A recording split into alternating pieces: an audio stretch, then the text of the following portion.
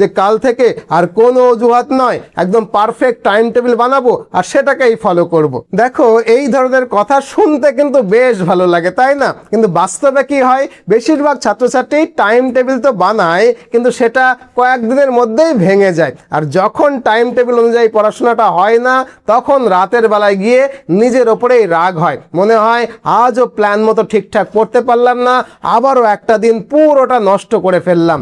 আসলে সমস্যাটা কিন্তু তোমাদের বানানো টাইম টেবিলে নয়, সমস্যাটা হলো তোমাদের পরিকল্পনায়। আমরা অনেক সময় নিজেদের সামর্থ্যের চেয়ে অনেক বড় বড় টার্গেট সেট করে ফেলি।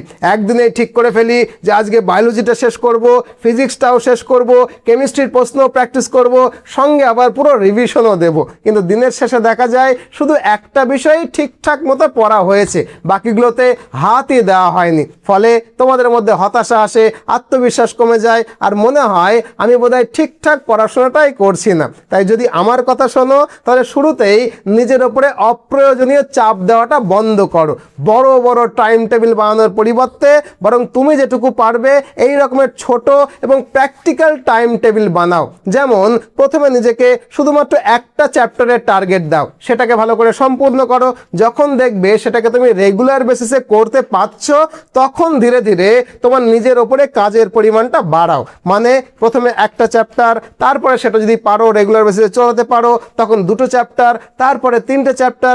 এইভাবে ধীরে ধীরে তোমার পড়ার ক্ষমতা, পড়ার মনোযোগ এবং ধারাবাহিকতা সব কিছু বাড়াতে পারো। কিন্তু শুরুতেই যদি 5টা-6টা চ্যাপ্টারকে টার্গেট নিয়ে বসো, তাহলে বেশিরভাগ ক্ষেত্রেই সেই পরিকল্পনা ভেঙে যাবে আর তোমার মধ্যে আত্মবিশ্বাসও কমে যাবে। বিষয়টা নিশ্চয়ই বোঝাতে পারলাম, আশা করি বিষয়টা বুঝলে।